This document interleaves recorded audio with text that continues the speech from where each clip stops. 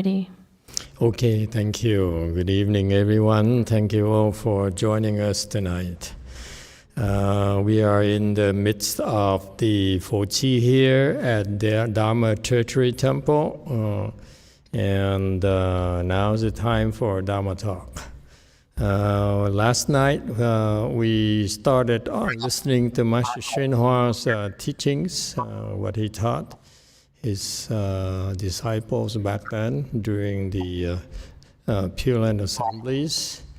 And he says in this section here, he gave us instructions on how to recite the Buddha's name. And he says, 令出一个真心来念.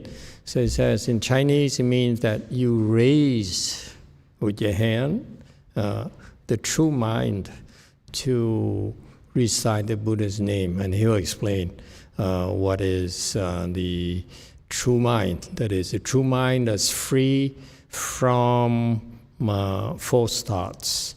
Interesting here, last night I didn't understand, so today I looked up the meaning of this Chinese character, ling. Ling is to raise with your hands, right? Am I correct?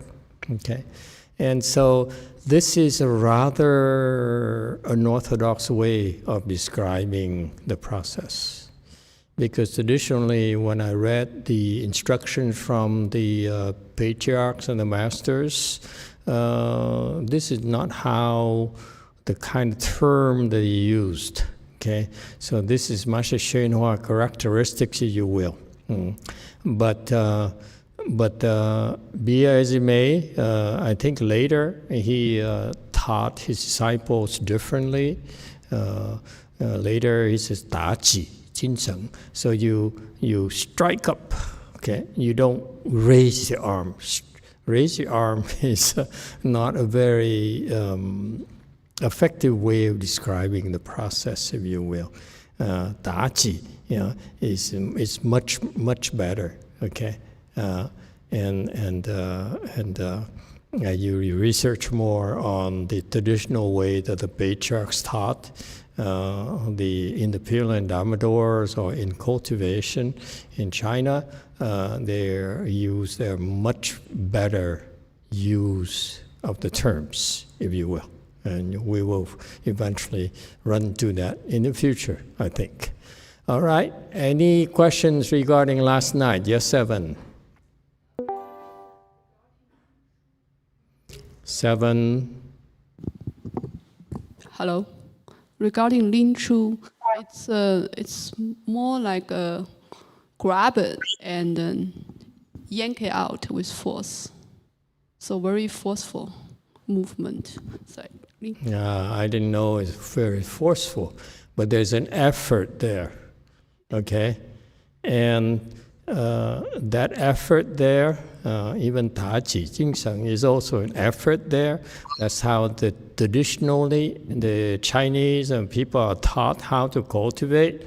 But to me, it's probably for low levels. All right, next.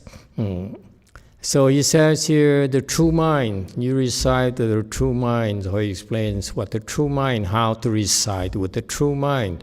Okay, so you bring out the true mind. Okay, and sort of using the arm to bring out a true mind. What about the legs? For many of us, we do weightlifting, and legs is more important than the arm quite often. Okay, so the base. So it's not a very traditional way of describing it, but whatever is being done must always done with true mind. Okay, again, what is true mind? This is a problem when you speak about the true mind. You have to explain, because we really have a very fuzzy idea of what the true mind is. Okay, and it says, why must you do with a true mind? There will be no response. Those will motivate you to use a true mind in your cultivation. And here, this is another weakness of the Chinese or the traditional Asian way of practice. They practice because they're seeking responses. I don't like it. It's cheap. You're not cheap. Okay?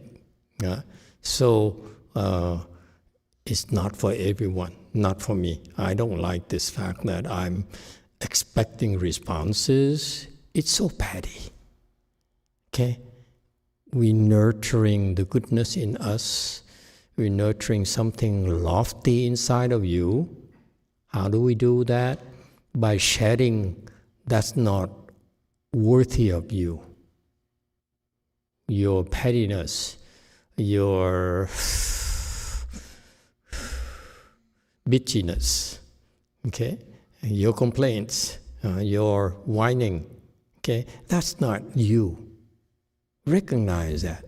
Recognize the true you is much better than that. And this is why we get together here, okay? When we come together here at this assembly here is for the opportunity to join a group who will act like a mirror for you. Because when you behave negatively, you behave inappropriately, someone will give you feedback in a form of a frown, a form of fish, okay, or whatever. You get a feedback. And this is very, very important part of cultivation to me. Okay? Because that is a very loud message that, hey, this is not acceptable. Okay? This is not cool. You're better than that. We're all better than that, collectively. Okay? And this is something that you cannot get when you are by yourself. Okay? It's wonderful you're able to join us online and recite with us and so forth, but you lack the interaction. You lack the immediate feedback when you make a mistake. That's very, very important. Okay? And I'm also very proud to tell you that I've been to many places, in China, in the Chinese circles, Taiwanese circles, Vietnamese circles, and Thai circles, and so forth. And I'm very proud of the fact that every single assembly here, DTT, Go Force, at Wei Mountain Temple, in Korea, and so forth, I saw the same spirit. You don't look down upon the newcomers. You're very kind. That's very important to me. Okay? That's what it takes. We all make mistakes. Okay? And there's no attitude where you say, what are you doing here? You know, you don't belong here. And you all have the attitude, you welcome new people, you tolerate them, you bear with them, okay? And of course, every now and then we lose our temper and we let people know about displeasure, and that's part of cultivation. But it's no bad attitude, if you will, okay? I didn't like the fact that I went to so many temples, including my master's temples. You walk in there and you sense like you're not welcome. They judge you. They look at you, what are you doing here? You know, I don't see that at all here. And that makes me very happy, all right? And so anyway, looking for responses, I started with that as well, and I didn't get many responses, so it's disappointing, all right? But now I hope that you don't have the same attitude. Cultivate because it's good for you. And that's our response right there. If you can come and practice single-mindedly, try your best, okay? That's a response right there in itself. You are the response. You're being able to survive these tests and these challenges from being together and submitting to a lot of interactions, a lot of feedback from others, annoying sometimes. In the Chinese tradition, they put you all into a big room like this, and you have 100 people sleeping at night. Some snore, some roam around, and so forth. Have bad dreams, and so forth, and that's what you have to endure. Okay, we don't dare do that to you here. We limit it to. I remember in Korea, we rented this apartment near JMT. It's about 1-bedroom apartment. We put 7 men together, and they came once, and they never came back again. They packed us like rats. Okay? And when we started at LMT, Blue Mountain Temple, 15 years ago, we didn't have a lot of room. Somehow, one time, there's a Fochi Buddha recitation week. There's too many people. So I remember one of my disciples have no place to sleep. He's a man, and mostly women will come to our temples. So we don't pay attention to a lot of men back there. Not many men came. And so, you know what he did at night? He slept in the library. Which part of the library? Library at Blue Mountain Temple is about the size of half of this altar here. Okay? And he slept in a library under a table. Never complained. Never said anything. I didn't find out at all until much later. And then, you know who that man is? He's XZ. He's still around. Look at him. He's by himself now.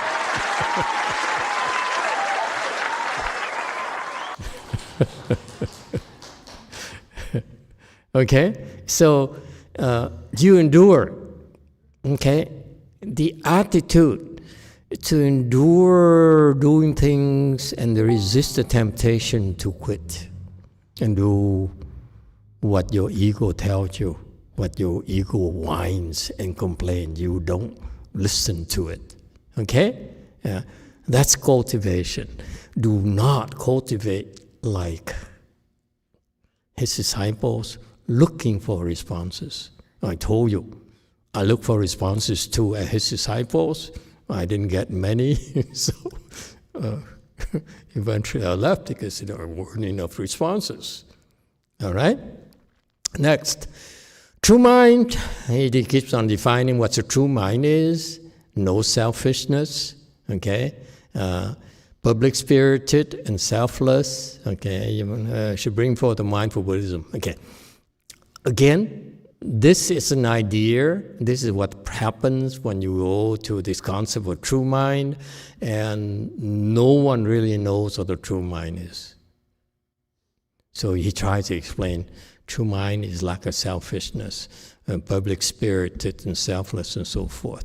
Okay, even that word right there, selfishness, lack of selfishness, you know what it means?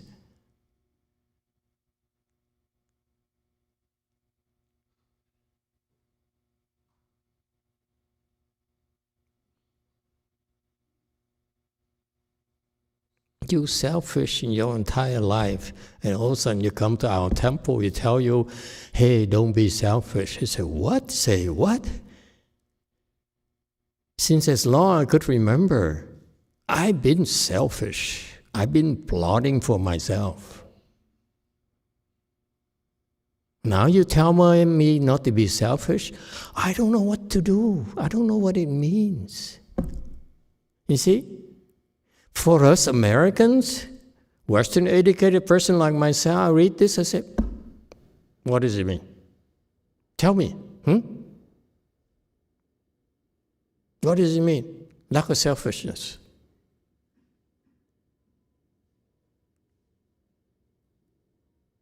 See, I can't explain to you either.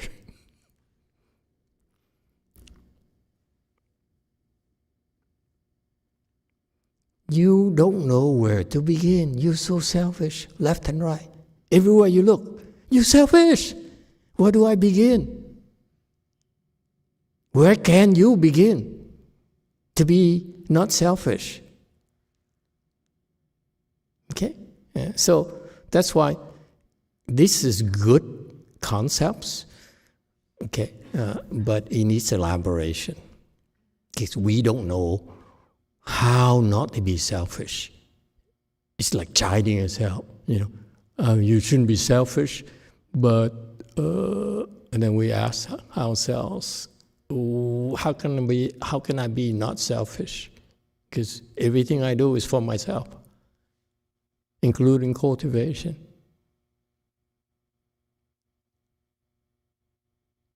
Okay? Anyway.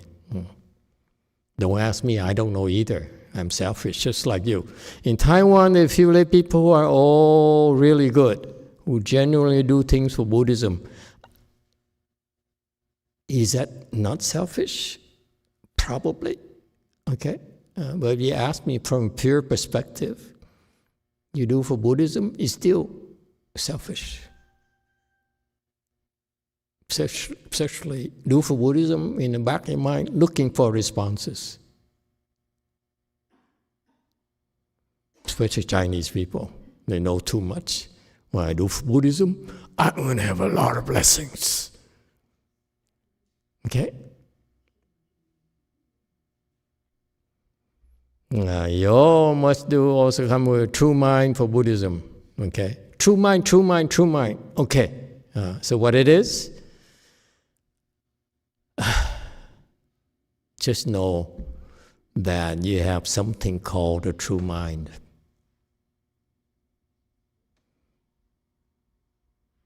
What is that true mind?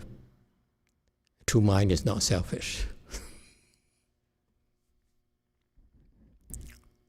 Oops, I'm going on the same tracks. What's a true mind? Okay. A true mind is something that is behind your thinking mind.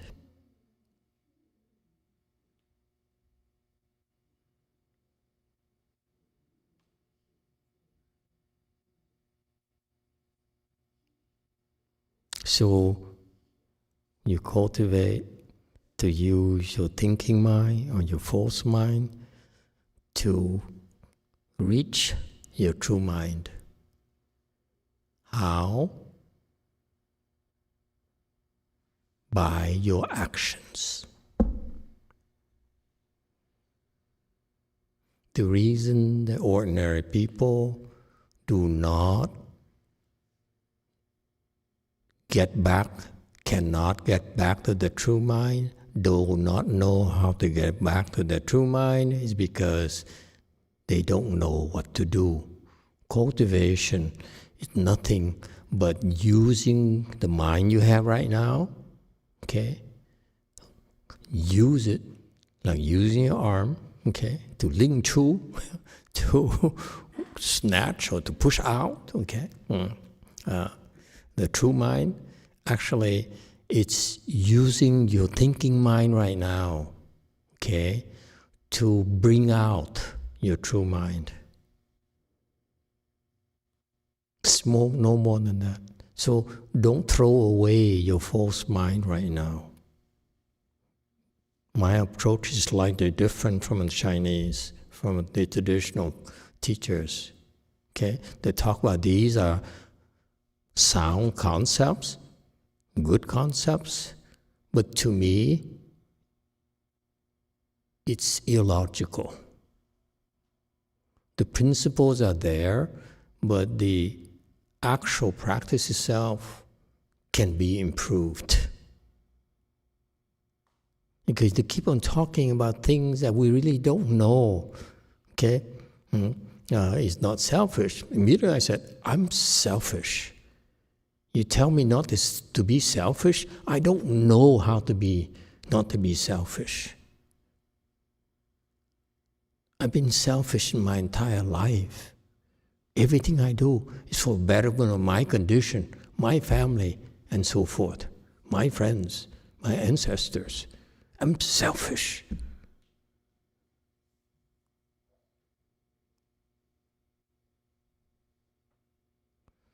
Yes, K YouTube. 네, 김예송님의 질문입니다. 안녕하세요, 영화 마스터. 이렇게 질문할 수 있음에 감사합니다. 저는 요즘 직장에서 매일 결과부자를 하고 있습니다. 오전에 1시간에서 1시간 30분을 앉고 오후에 2시간을 앉습니다. 5분에서 10분 정도 눈을 감고 있다가 업무를 봅니다.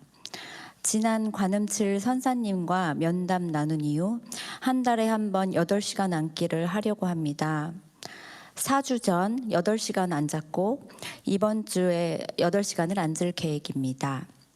그런데 현재는 스스로 생각했을 때 진전이 없는 것 같습니다.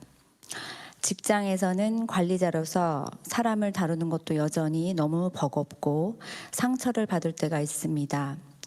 대비주 3독, 능엄주 1독, 42수완을 하루 일과로 놓고 하는데 얼른 끝내고 싶은 마음이 가득합니다. 불법승 3보에 대한 신심 또한 부족합니다. 이런 제가 다음의 단계로 도약하기 위해서 어떤 것을 하면 좋을까요? 감사합니다. Hi, Master. This question is not related to the true mind. Do you want me to go ahead and translate, or should I wait? Go ahead. I'm at the end of my true mind as far as I can go. This question is from Kim Ye-song. Hello, Master. Thank you for giving me the opportunity to ask this question. These days, I sit in full lotus every day at my workplace. In the morning, I sit for about 1 to 1.5 hours, and in the afternoon, I sit for 2 hours. After sitting, I close my eyes for about 5 to 10 minutes and then return to work. Since my meeting with you during the last Kwanyeonchi in Korea, I have been trying to do an 8-hour sitting once a month. I sat for 8 hours 4 weeks ago, and I'm planning to sit for another 8 hours this week. However, at this point, I feel that there has been no real progress. At work, I'm still struggling greatly with managing people as a supervisor, and I'm often hurt by these interactions. I recite the great I'm hurt by what? Excuse me? interaction with her employees, Employees, okay. subordinates. I recite the Great Compassion Mantra 3 times, Shrangama Mantra once, and practice the 42 hands and eyes as part of my daily routine. But my mind is filled with the desire to finish them as soon as possible. My faith into the triple jewels, Buddha, the Dharma, and the Sangha, also feels insufficient. In this situation, what would you recommend that I do to make a breakthrough and move to the next level? Thank you. Okay, you should obtain more responses. That would help.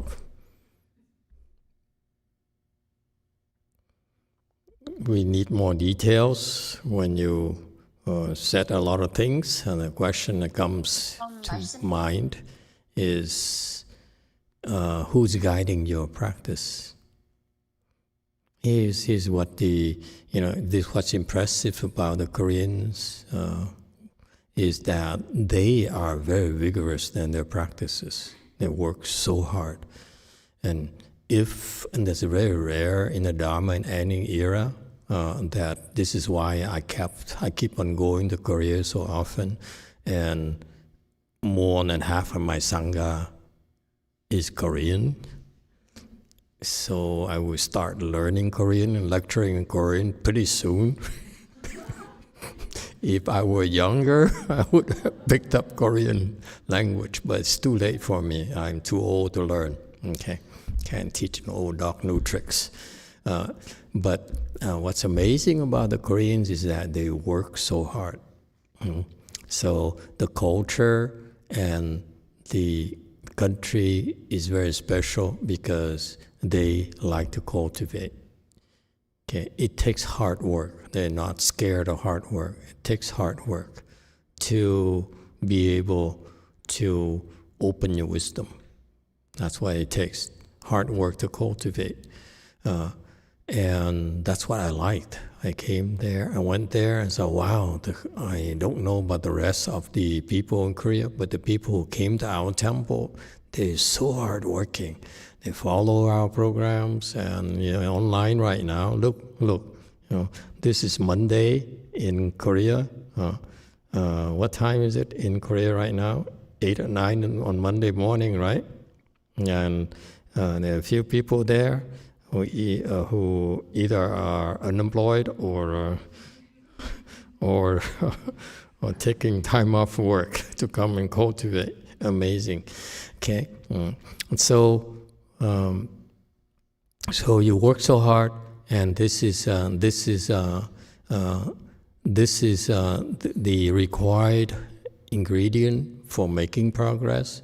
But just like my comments tonight, these are the proper methodologies. What Master YongHua talked about is you become less selfish. Or this lady who says, I recite the mantras, I meditate across my legs for 8 hours and so forth. Okay, the one thing that she might want to do is listen more to the sutra lectures. My sutra lectures in particular. After you sit for that many hours, you need to listen to the Dharma more. Okay, it should be look at the ratio that I use. I hinted for all of you. My teacher, he says, when you teach meditation, you sit for 1 hour and you speak Dharma for 20 minutes. And that includes translation. So you speak Dharma for 10 minutes practically. In our temples, we speak Dharma to you for 1 hour. Okay, it's about 6 times the amount of Dharma we give you.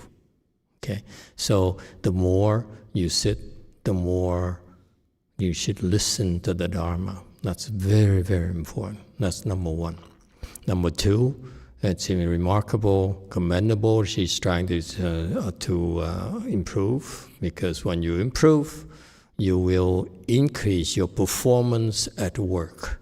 You'll be happier inside, and that rubs off in all your family members. Anyone who comes into contact with you, they'll feel better.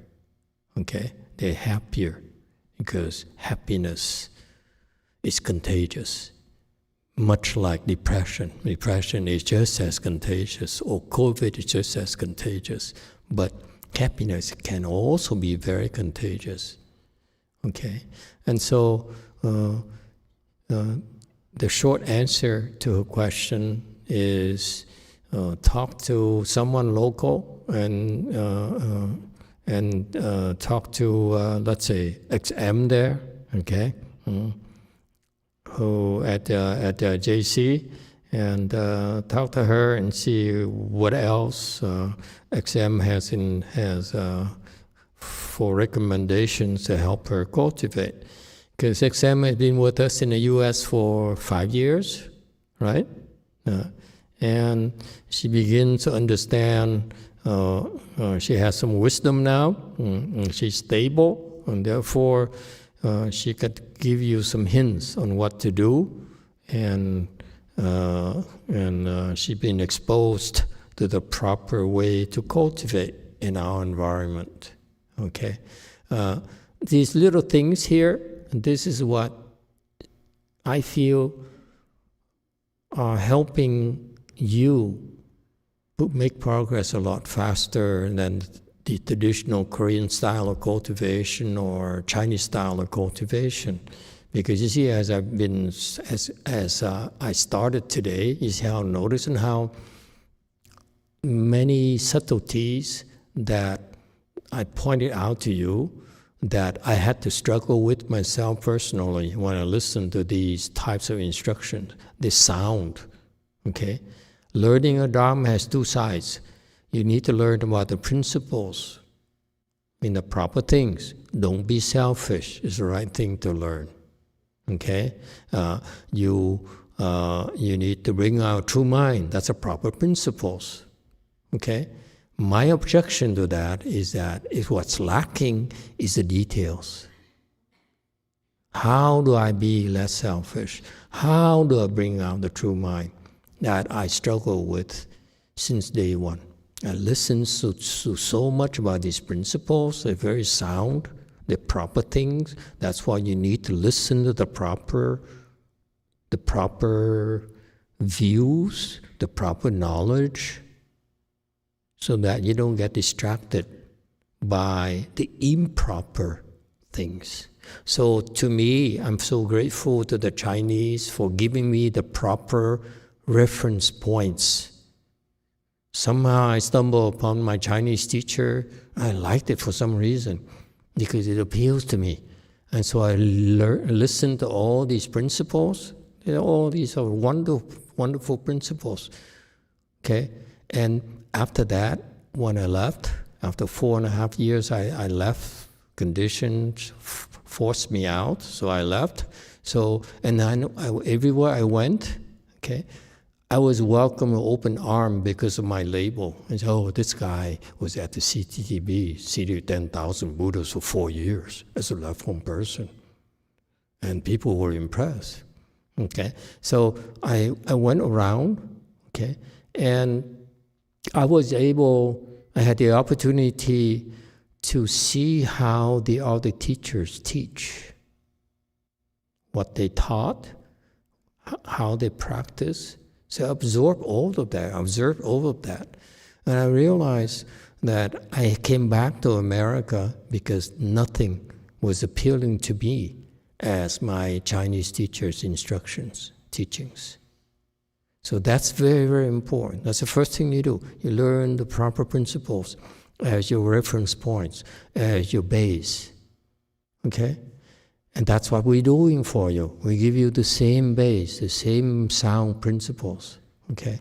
And then, what we are different is that we give you more specific instructions on how to cultivate according to the principles. Because after listening to these principles for several years, okay, I sat there and I was overwhelmed by all these specific things that arise when you cultivate. I didn't know how to address them. Selfishness, for example. There's so many things, my behavior is so selfish. I want to eat well, I want to sleep, I want attention, I want money, and so forth and so forth. On and on. Which one do I work on? Yes, sir. 5. 이기심에 대해서 좀 건방진 이야기 하나 하겠습니다. 명예욕이라든가 물욕이라든가 이런 5가지 나쁜 욕심과 이기심은 좀 구별해야 되지 않을까 해서 이기심 중에 자비행을 한다든가 또는 끝없이 수행을 한다든가 이런 부분은 이기심을 좀 발휘해도 되지 않을까 이런 생각을 해봅니다. 틀렸을까요? Master, I have a question about this selflessness. I understand the greed related to, for example, reputations or material greed, and those are the different type of greed. But maybe we need to differentiate.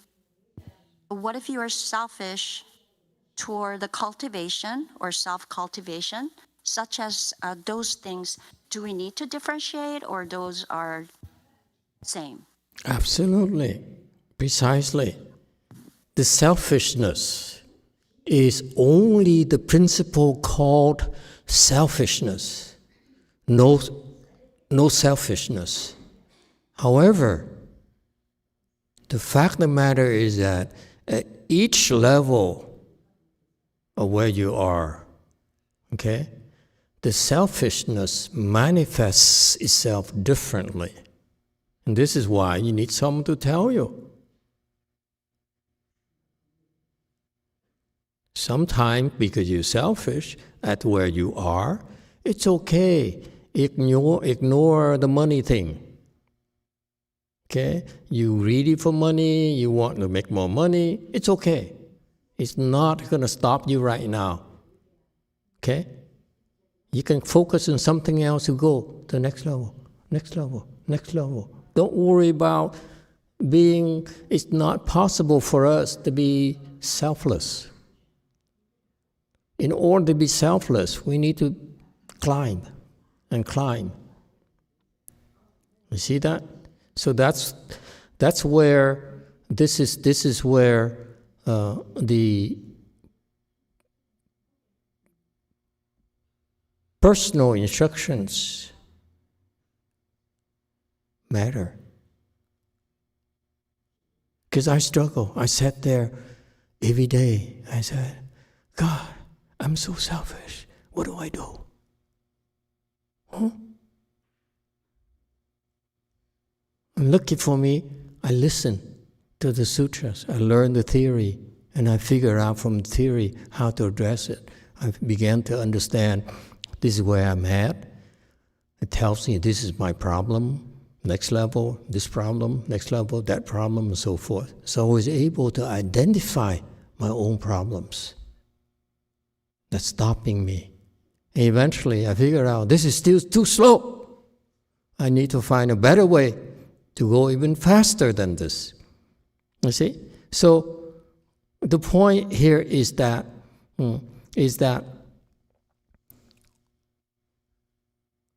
I was lucky because most likely I did it already. That's why it's easier for me. But for you, it's the first time. It's a lot more confusing. Okay? So that's why you're much better off when you struggle, go talk to someone. And this is why, that's what we're doing. I spent 20 years training my disciples. Now I name the abbot, I name them vice abbot and so forth, because I know they're at a certain level where most of you will find it very, very difficult, if not impossible, to find anyone who's able to understand you. Is so much more advanced than you that they can shed lights into your problems. If they can't, I will help them. I will teach them. Okay, this is now the time. Now is the time for them to learn how to help others. All right, they get pushed up there. But now, in order, okay, it's like a narrow elevator. You get on the elevator and you get pushed up in our system. When they're at a certain level, now we send them out. We make them work so that now they can get off 3rd floor, 7th floor, and they learn to explore what 7th floor is about, 3rd floor is about. This is why it's important to want you. See, our approach is different. We push you up to help you build this elevator shaft, like in a construction site. Huh? First thing you do is build this elevator. And they start building. Floor by floor by floor. We're doing the same thing, exact thing. Okay? We train you by helping you build this elevator. And then, when the time comes, when the opportunity arises, this is why, even though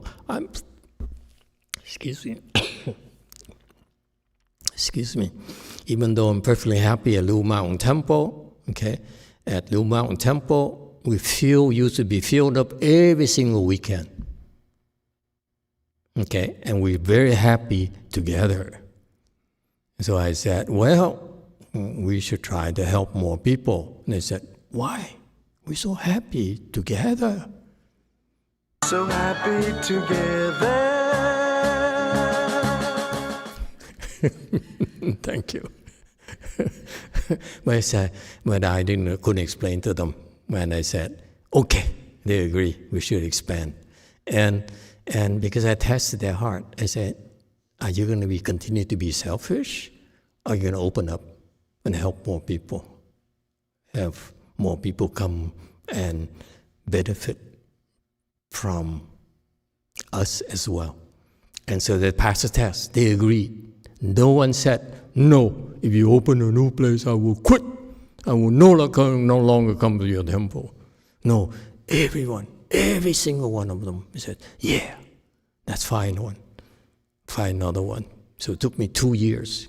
Every single weekend I went up and down the coast, around that area, San Diego, all the way down to Villa Chusta, okay, very near the border there.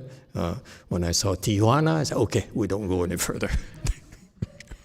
I went inland, okay, where I could smell cattle poop.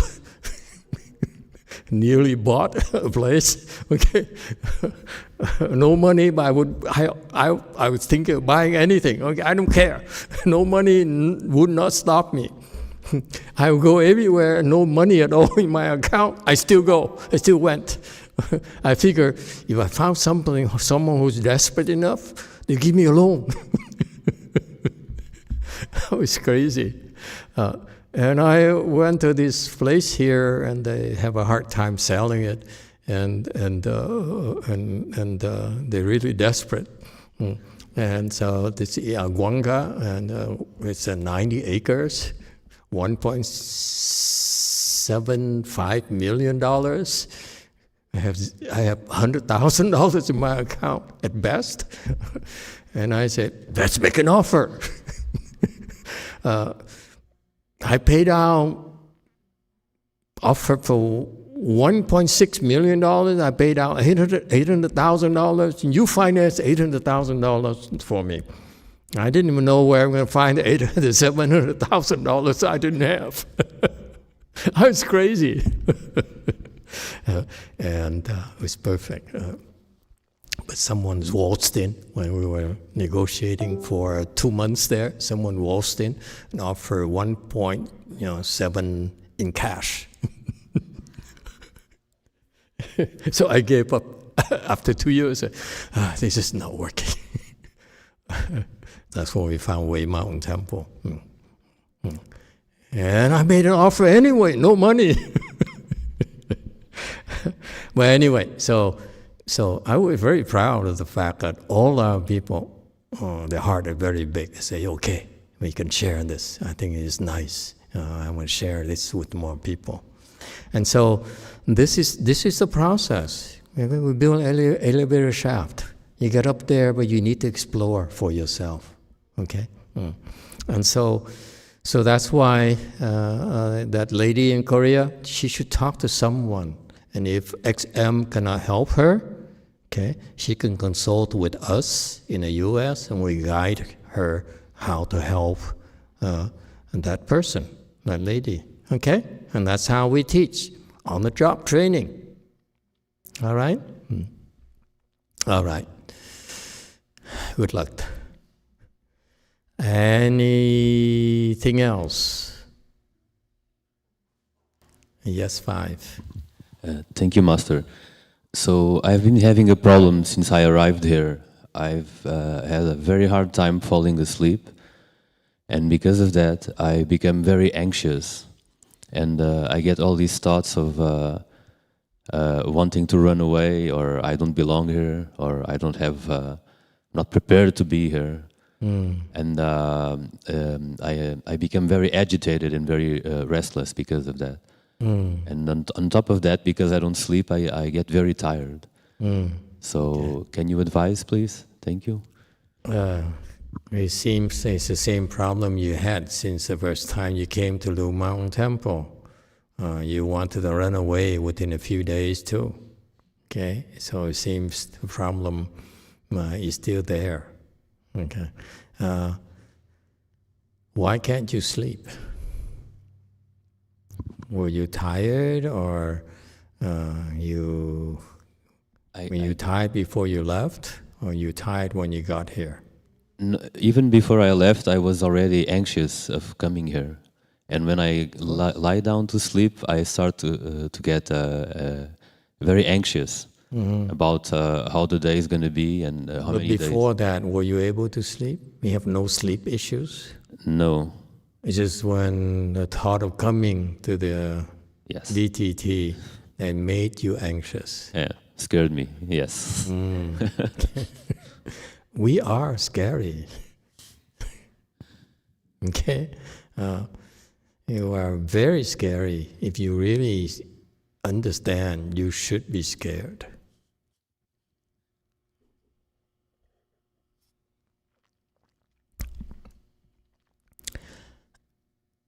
Don't worry about it. Okay? It's still there. Your problem is still there. Your anxiety problem is still there. You have an anxiety issue that has not been resolved. Okay? In spite of your current level, XX, what his level?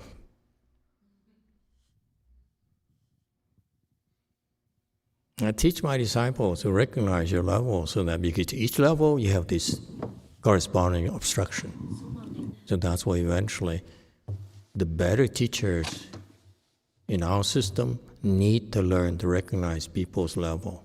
XX is pretty good now, very good. Took her about 5 years. Serious. It's not that fast, folks. It takes a while. But we have a lot of references. That's why we build up our database. Yeah? Second, Excellent. 2A. See? 2A. How often have you come? You've been practicing, right, on your own, listening to the Dharma and practicing, right? And that's how you stay, you preserve your sanity. Okay?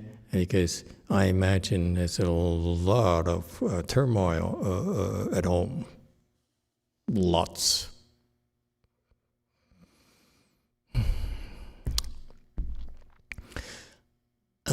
So you see, in spite of all the challenges, actually these challenges actually help you. That's the good news. Good news that you face with a lot of challenges, a lot of commitments, obligations you need to fulfill. That's a lot of pressures right there, and even more than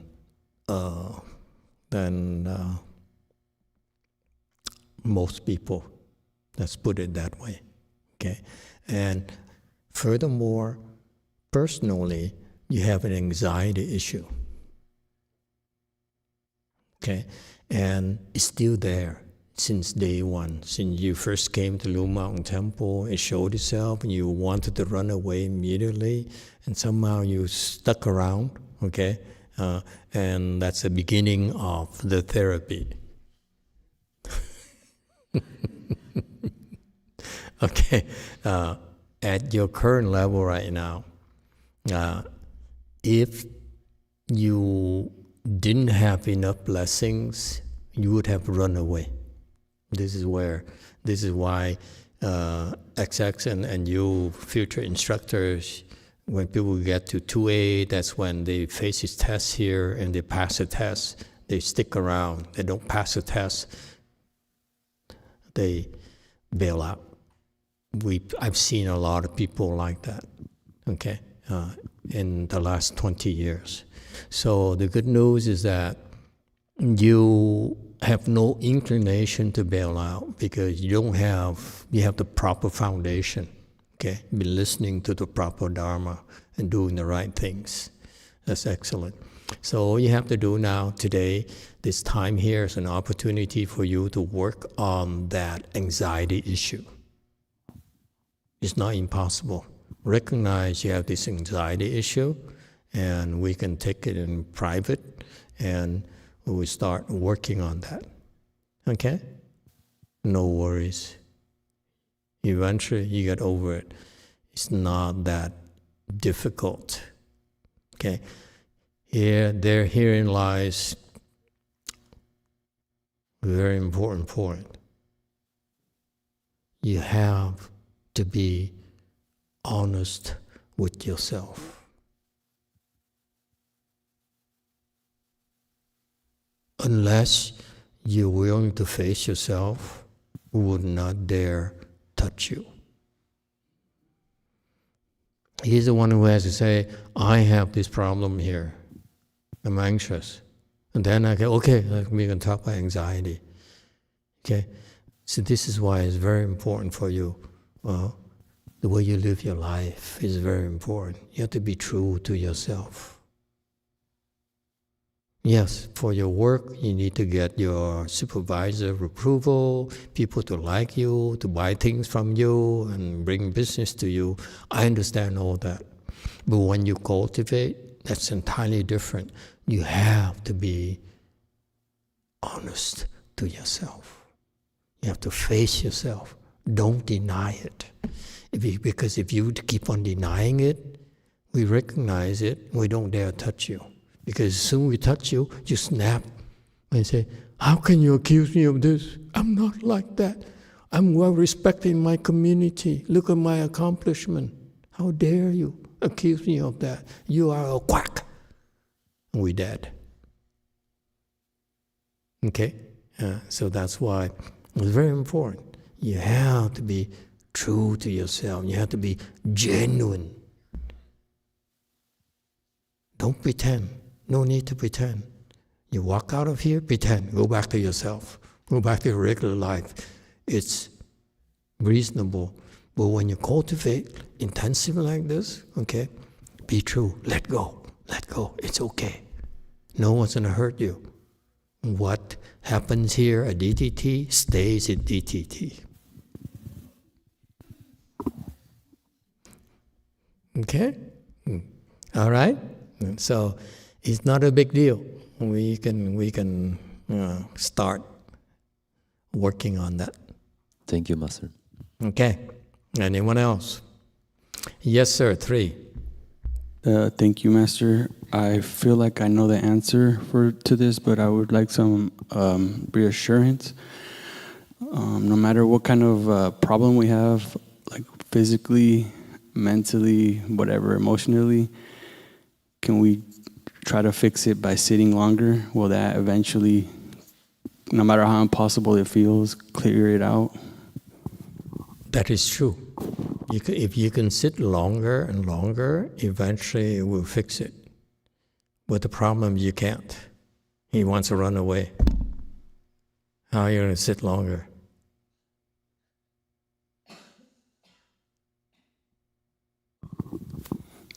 Just do it. I don't know. Like just force yourself. See, that's the subtlety here. You know, if you follow, you read the instruction and look up things online, and it says to sit and then cultivate and don't sleep or fast or don't speak or come to the Chanqi for 14 weeks. Okay? And that's the brute force way. But what they're not telling you is that, what if I can't? What if I can't stay more than a few days? I want to run away. And it's too embarrassing. I can't, it's embarrassing to me that now I told my friends or family I'm going to the U.S. for the Fuji. And then I in a few days had to run away with the tail between my legs. Okay? Yeah. So it's not as simple as it sounds. It's true that if you're able to sit and sit and sit, eventually you'll be able to overcome it, which I did. I was severely depressed, severely manic, and so forth. And by sitting, I was able to overcome it. And the premise is that it's only possible because I had a lot of blessings. The thoughts of quitting kept on popping up every single day. There's no end. There's no light at the end of the tunnel. Every day I sat there, it's so dark. I didn't know what to do. Okay? There's no thing to look forward to. My own master's disciples, my peers, slandered me severely, have nowhere to go. Okay? And it's nothing that could help me. So what I had, only thing I had for several years is that I'm not going to quit today. I'm going to be a failure, let me be a failure tomorrow. So I hung in there for one more day. And following day, I woke up and I forgot. I forgot I was supposed to quit. So I said, okay, let's cultivate today until we need to quit. When there's no more money, no more food, then we quit. And then we go back and find a job. I will find a job. It's not a big deal. It's not the end of the world. Go back to my prior life. And luckily for me, during the day, I would forget about it until like late at night. And I said, the whole day now, I'm still getting nowhere. That's quit. That's not wasting my time. I said. But then the end said, but if I tell my family I've been at this for several years and I'm just a failure, I'm going back to, and so forth. So I said, okay, maybe tomorrow we'll quit, but not tonight. And the same thing happened day after day after day. I was able to survive because I had blessings. Because the logical thing is that I should have said, every day you keep on doing that to yourself. When are you going to quit? What kind of nonsense are you doing? It's going nowhere. Whatever you tried, it didn't work. You try again, it didn't work. Try something else, it didn't work. You would not believe how many different things I tried to find a way.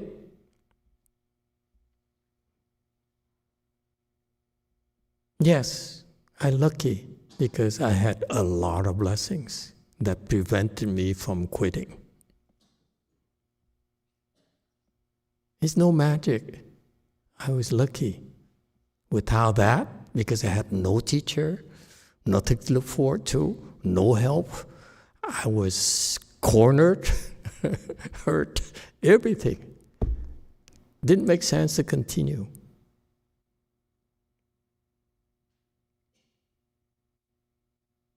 Okay? It's not as simple as you think.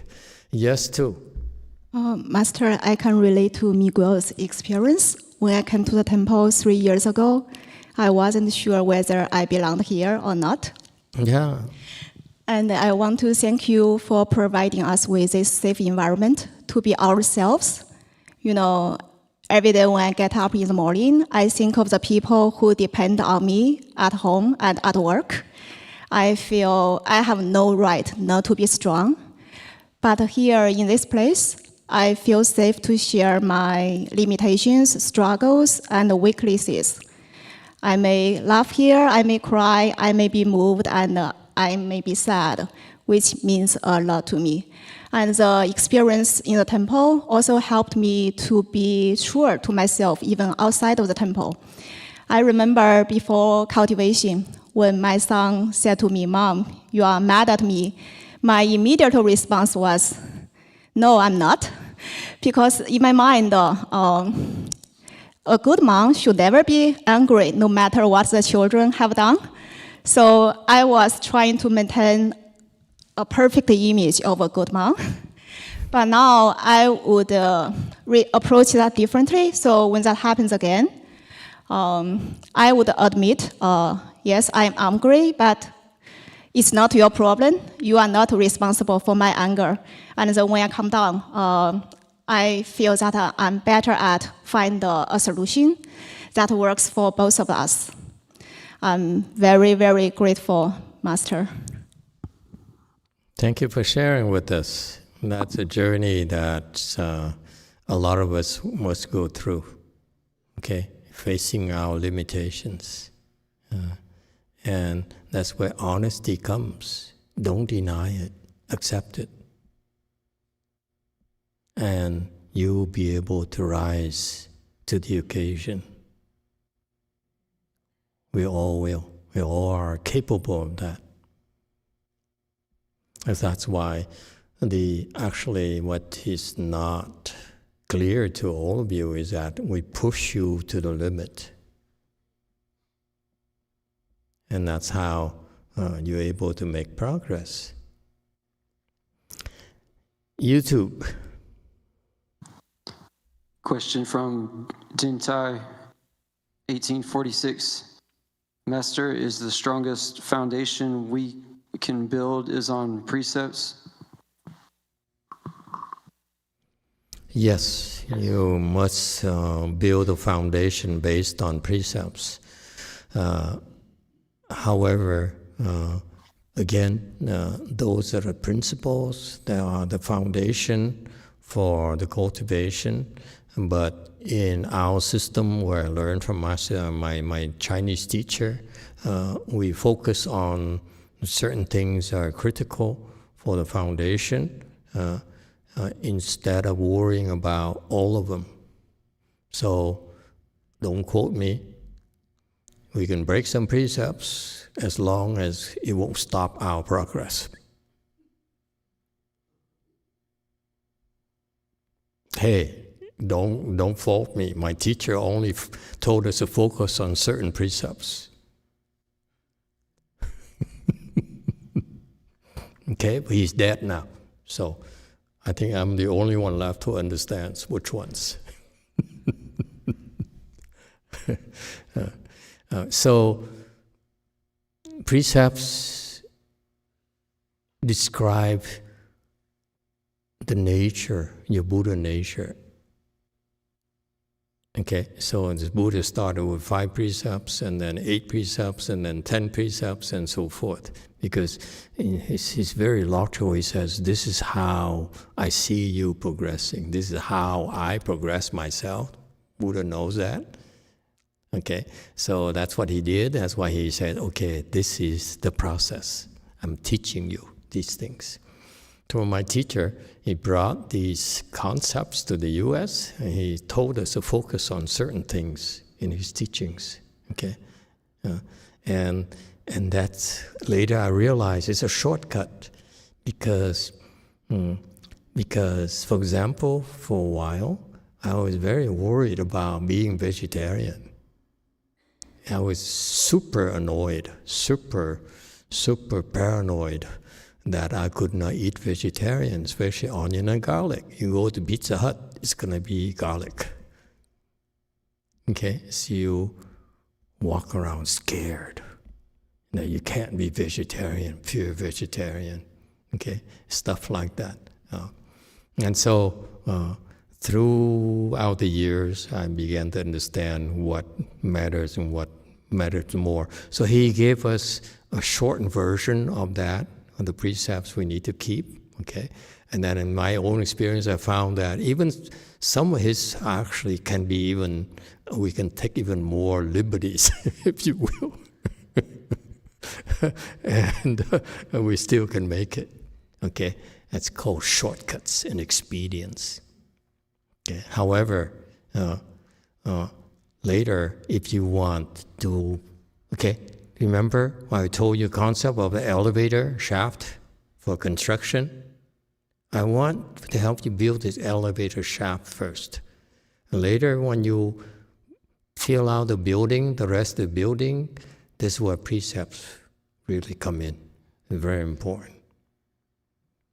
All right? So the approaches are different. Okay, so what happens in his style, Master YongHua's style, is that he teaches the elevator shaft, but then he also builds, because he's a patriarch, so he has to build a form of a building, if you will. In order to do that, he needs to have certain foundations for that. I am not a patriarch, and very probably will not be a patriarch ever. Okay, because they turn me off. I am not a patriarch. I'm more interested in building a shaft, and I let you choose which ones to build, okay? To fill out. So that's why, yes, eventually you have to go back to it. But In time, you will. Yes. So, yes, Din Tai's point is correct. The precept are the foundation, okay? Just like building a building there, the foundation, those pillars, those foundations there, you need to have the proper one before you can fill out the rest of the building. So the bigger your building, okay, you need to have more breadth of precepts, if you will.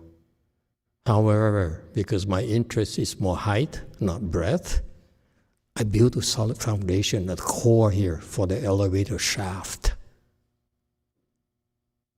Cool. So the knowledge is different. His is more on the broader side. Mine is more on focus on the elevator shaft. That's all. You choose. JC.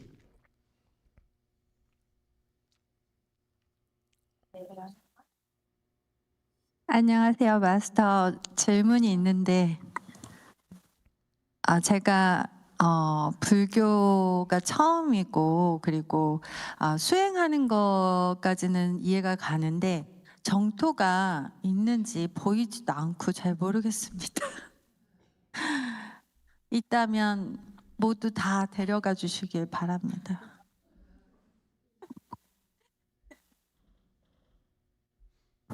Hi, Master. This is my first time in Buddhism. I understand a little bit about cultivation, but when it comes to Pure Land, I can't see. And I don't know anything about it. But if there is a Pure Land, I hope that you could take all of us to the Pure Land. Thank you.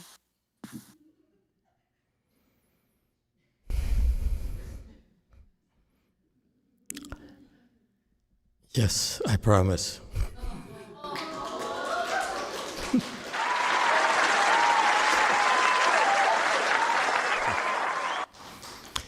I know I joke a lot, but I want to explain to you, okay? I'm a very simple-minded person. When I teach Chan, it's about helping you become enlightened. I don't see any other reason for me to keep on doing this unless you become enlightened, okay? If you're not enlightened this lifetime, I will help you build the foundation to become enlightened sooner. Okay, so that's Chan.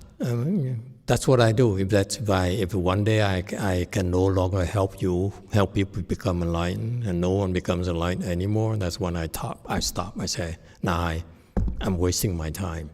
But we're lucky for us. The last 20 years, a lot of people became enlightened. But Pure Land, also my mind's very simple. Pure Land is a wonderful place, and I teach Pure Land in order to help those people who believe in me go to the Pure Land. That's all. Okay? I teach you Chan because I teach you to do certain things to become enlightened. You listen to them. You will become enlightened. I don't think I teach indiscriminately. You need to pass a test, okay? When I teach you something and you a bunch of things, you need to pass a test. You go to the next level of instruction, next level of instructions, and so forth.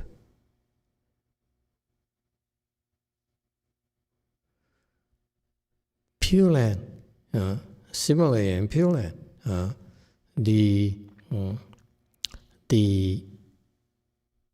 to me, the way that Asians teach Pure Land, including my teacher, is not complete. I'm unhappy with it, to be honest with you. Okay? For me, as a Western educated person, very selfish person, when I do Pure Land, I hear about this wonderful place. The first thing I do is that, how do I get there? Can you help me get there? And that's it, like this lady here. Because I expect you Western educated people is going to ask me that. It's such a wonderful place. Can you help me get there? Right?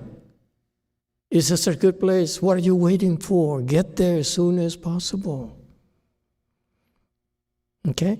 So my answer is that yes, you can get there. You recite the Buddha's name, the patriarchs, Pure Land patriarchs, they're all said. If you recite the Buddha's name, including the Buddha, they said if you recite the Buddha's name, you will get there. Guaranteed. That's what Buddha said. Not my words. Buddha's words. So it's wonderful, wonderful Dharma door where you recite Buddha's name, you will get there. See, now comes in my selfish part. I said, yeah, it's wonderful, but can I get there this lifetime?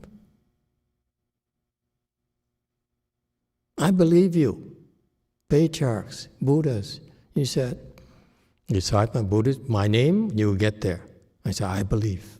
I have no doubt in my mind. However, being very selfish, I said, can I get there this lifetime? And no one could answer me how to get there this lifetime. And they answered me indirectly. They said, okay, recite that, and then you recite the rebirth mantra, maybe somewhere in the books, in the Tripitaka, it says you recite 40,000 times, you attain rebirth at Pure Land for sure. I said, really? A lot of people believe that. Yeah, but still one thing lacking. Can I get there this lifetime? So wonderful. Why should I go anywhere else? You got to be crazy. You want to go anywhere else. You go there. You don't ever have to work again. Wouldn't you like that? You won't ever have a wife who nag at you again. Wouldn't that be nice? You have all the food you want, much better than Michelin 3 stars. Where do I sign up?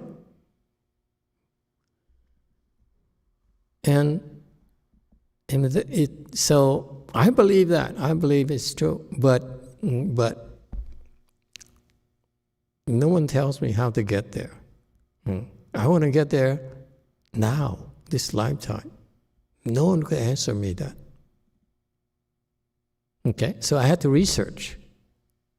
I'm very blunt, I go to university because I want to get an MBA. I want to get a PhD. Are you going to help me get it or not? You help me, I put in the work, right? So I had to, I asked around, I said, how do I get there? What are the requirements? What are the steps? No one could tell me. I believe we'll get there. Believe is nice, but I need proof. I need assurances. And the people I love, they may not believe in Pure Land. How can I help them get to the Pure Land? If the Pure Land is so wonderful, this Dharma is so wonderful, I believe for myself. Okay? There must be something to help me help the people I care for, I love, get to the Pure Land too. No one will tell me that. I'm demanding, I told you, I'm very demanding of a person. If I do it, it better make sense to me. So that's why I'm unhappy with the Asians' practice of the Pure Land. It's not complete. Number one, how do I make sure I go to Pure Land this lifetime? Can tell me. Number two, they talk about rebirth grades. How do I get to best rebirth grade possible? Couldn't tell me. Number three, what about my grandfather? Is it too late for him? It's funny, let me tell you. when I first started, there is a Vietnamese lady, which I call Vietnamese Dragon Lady.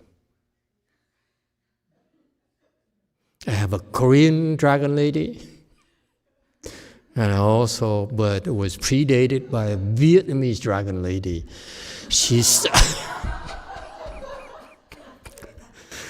this Vietnamese Dragon Lady is terrifying, let me tell you. Okay. In my younger days, she terrified me, but I never showed it, but she terrorized me. Okay. But anyway, after a year or so, she believed in the Pure Land Dharma door for some reason, and she said, okay, help me get to the Pure Land. So I help her, say, okay, and you believe me now, and maybe if I do you a favor, you remember, and you won't terrorize me as much. Okay, but anyway, so funny thing is that she says, I want to go to Pure Land. Such a wonderful thing. If you can help me go to Pure Land, help me. I said, okay. And by the way, she just died recently after 20 years.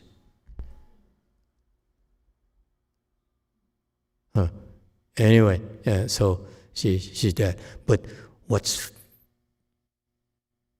sad to me is that I saw this Vietnamese Dragon Lady who terrorized every single Sangha she met. Okay, she used to be like way up there in Vietnam in the government. Okay? She told people what to do. Okay?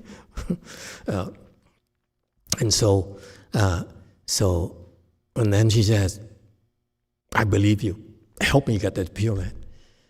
Even with that, okay? I look at her, I didn't dare tell her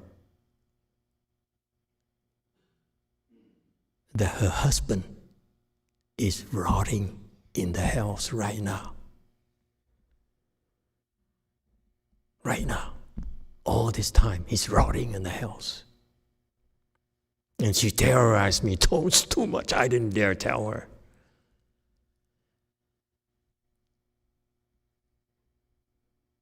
Because I was afraid she might snap at me and cut my head off. Okay.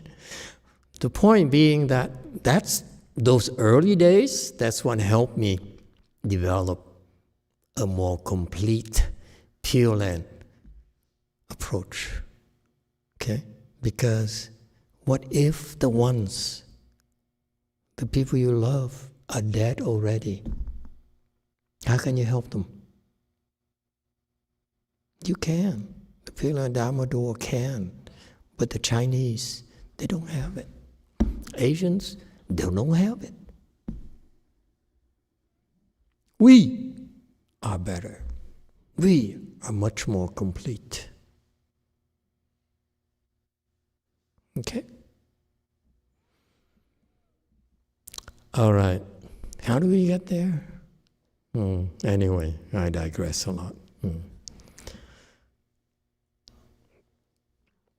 So yeah, so you follow. Well, the Pure Land Dharma door is we help you prepare to go to the Pure Land. Follow the instructions, you get to the Pure Land. You don't follow instructions, you're on your own. Don't blame me for not telling you. Yes, 7.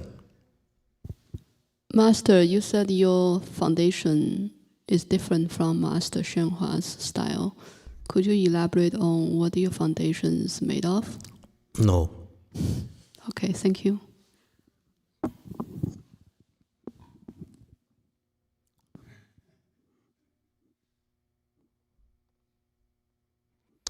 Yes, 3. I just had a quick question about a prior lecture. So in the past, you mentioned that the Flower Adornment Sutra, its principles are, I guess, more profound than the Lotus Sutra, and I believe Master YongHua also said that. But in the Lotus Sutra, I believe the Buddha said that the Lotus Sutra was the highest among all the sutras. If you can please elaborate. Yes, it's the highest among all the sutras. He also said that the Heart Sutra is among the highest of all the sutras as well.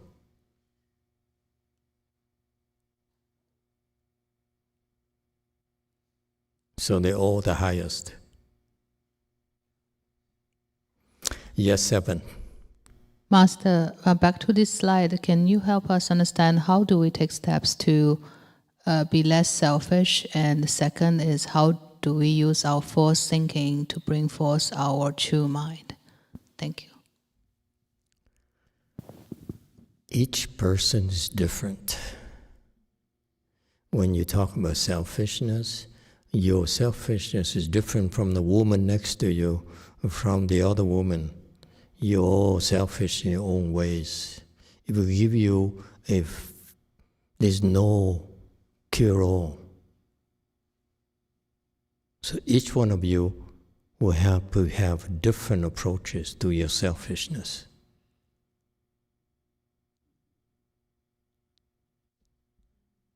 All right? There's no cure-alls at all. I mean, it's highly individually tailored. You know, like for example, the previous question, you know, how come Lotus Sutra is a higher sutra, and my reply is that yes, it's a higher sutra. Absolutely, the Buddha says so. It's absolutely true. You can believe that. But let me also tell you that Buddha also says in the Heart Sutra. That's the Heart Sutra is also the highest sutra. That Dharma is just the highest as well. It's unsurpassed Dharma. Therefore, it's the same level as Lotus Sutra. All right? And so, depends on who you are. The teaching is slightly different, even though it's the same principle. So there's no formula to handle the selfishness. In general, the principles behind the Buddhist teaching is that when you're selfish, there are certain characteristics of selfishness. All right? So each person have different characteristics. When you're selfish, it manifests differently. The severity is different for each person. So that's why the cure has to be flexible enough to address it. You would have that flexibility, if you will, more or less like pre-programmed, that specially catered to your individual needs. Then the problem gets addressed a lot quicker, a lot cheaper, a lot faster than a general cure-all type of approach. And that's, to me, that's a Chinese style that I learned. Okay?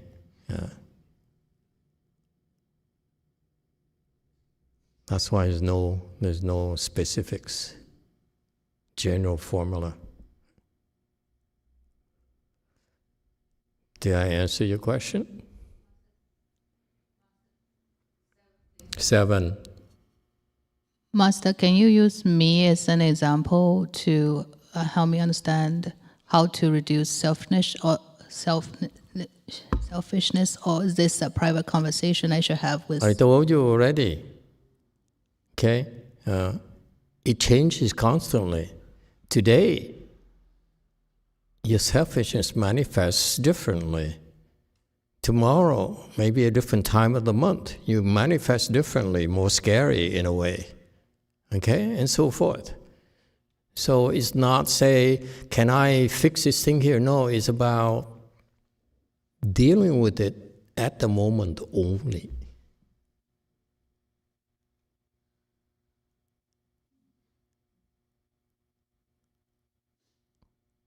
The precision and the timing matters.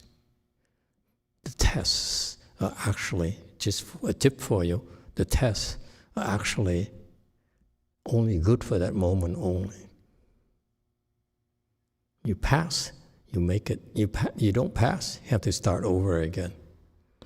Yes, Wei Mao. Thank you, Master. I just want to share my own experience and how I benefited from Master's Pure Land Dharma Door. I met Master in December 2019, and several months later, I heard Master actually is capable of sending people to the Pure Land, even though it's beyond the 49 intermediate skanda period. My late grandmother passed away in 2005. So I made a request to Master in 2020, 15 years after she passed away. Master kindly agreed to send my grandma to the Pure Land. I'm forever grateful. Thank you. How do you know? I could have pulled your leg. I never doubted. Okay, I wish everyone is like you. Thank you. Yes, 5. 아까 그 매기아 씨가 저 바로 옆자리에서 잠을 자는데 저는 그 사실 이틀 동안 잠을 잘 잤거든요. 그래서 상당히 미안하기도 해서 조금 코멘트를 해보면 저는 그 제 몸을 얼마 남지는 않았지만 상당히 괴롭히는 스타일입니다. 그래서 메디테이션 할 때도 8시간 뭐 무릎이 아프든 말든 8시간을 무조건 참아내기도 하고 또 잠이 잘 안 오고 이제 해서 보통 제가 저녁에 2-3번 소변 보러 일어나는데 낮에 한 6시간 정도 등산을 하고 나면 한 번도 안 깨고 자거든요. 또 그 외에 제가 상비약으로 준비하는 것이 멜라토닌인데 가지고 다니지만 거의 먹지는 않습니다. 대신에 잠을 잘 때 왼쪽으로 잡니다, 제가. 최근에 이제 의사한테 조언을 받아 왼쪽으로 자고 또 5시, 6시에 바나나를 2개를 먹습니다. 그럼 그것이 멜라토닌을 분비하고 머리를 정화시켜가지고 뭐 잠을 잘 자게 된다고 그러는데 실제 저는 뭐 그런 효과를 보고 있습니다. 이상입니다.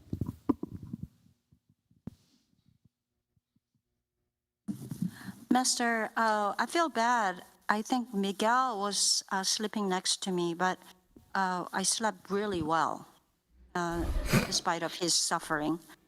I want to explain, maybe I like to share these things. My style of living and cultivation, I make suffering for my body. For example, I meditate 8 hours. No matter what, how it's painful, I endure. And generally, I can't sleep well because I have to wake up middle of the night 2 or 3 times to use the bathroom. But what I do is if I climb the mountain during the day for many hours, it helps me with my sleep.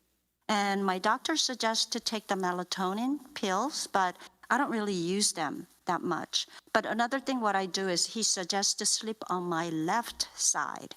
And also about afternoon, 5 or 6 o'clock, I take 2 bananas. And then what they're saying is eating banana will facilitate releasing of melatonin, and it will make me to sleep well. And basically this, method was actually helping me for sleep. Thank you. Okay, thank you for sharing with us. Try bananas. There you go. Yes, 7.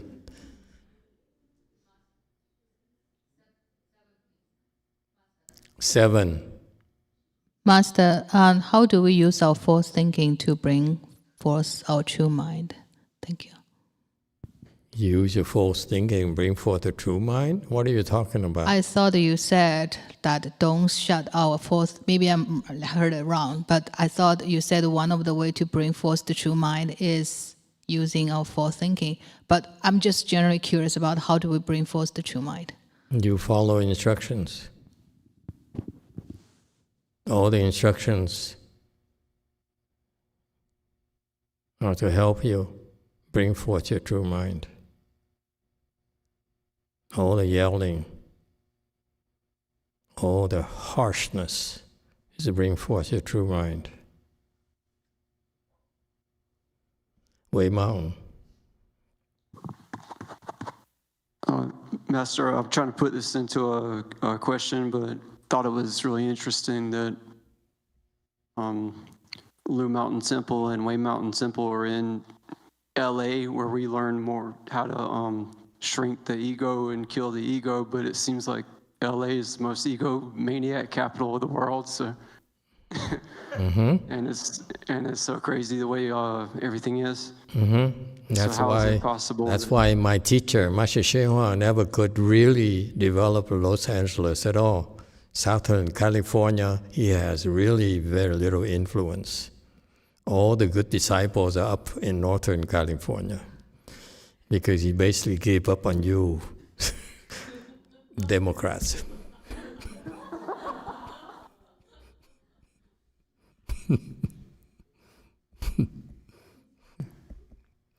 But I see you soon next week.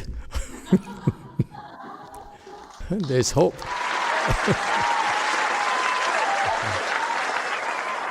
Anyone else? Yes, too. Master, I have a question about yelling. When Yelling? When? When I see people yelling, even when the target is not me, I usually get very afflicted and sometimes scared. But I noticed that when you yell, I never get afflicted or scared. Sometimes I even enjoy it. So what's your art of yelling? Why do I respond to the same phenomenon of yelling differently? Maybe we can learn to implement the elegant yelling technique when we cannot help raising our voice. That's a lot of nonsense. When I yell, you're supposed to be hurt. You're supposed to feel bad. If I yell, you don't feel bad. Thank you for reminding me. I will increase the intensity. I feel that it may be the intention behind yelling, because you don't have a harming intention. That's why I don't get. No, I want to harm. When I yell, I really am afflicted. I'm going to harm. Otherwise, it's not called yelling. I'll give you a similar example. This is the last point I make tonight. Is I give an example. I had a meeting earlier, and I was training my students, and I said, you're not suffering enough. I have to make you suffer more. And at where you are right now, very few people can make you suffer. Very few people can hurt you. Okay. So I said, and then my only excuse is this: when you make a katana, samurai sword, okay, you take this very special steel, a very special steel that's made for it, and you mold it and you fold it, okay, and you heat it and you fold it, and you heat it and you fold it. Every time you do that, you need to take a hammer and you really hit it very hard. You hit it, and when you hit it, these sparks fly all over. If you hit it softly, no spark comes out, then you will not get a katana. So to work, to prepare you to become a samurai sword that can cut through anything, which is the best sword in the world, okay? You have to go through this process where you need to heat up the steel. It's uncomfortable. Heat is uncomfortable. It's suffering, okay? And then when at the peak of suffering, okay, you take a hammer and make sure you hurt it. You really bang it very hard. So if there's no hurting, then the impurities will not be beaten out of you. Okay? So, the rest of you, she's a weirdo. Okay, some of them like to be beaten and they kind of enjoy it. Okay? Maybe I try praise in the future. I don't know. But the point here is that you have to suffer. You don't suffer, you would take a lot longer for you to get up there. That's why I try to warn you. Our program is 10 times harder than my teachers. You wouldn't believe me. Because it has to be much harder for you to get there a lot quicker. Okay, thank you everyone. Good night.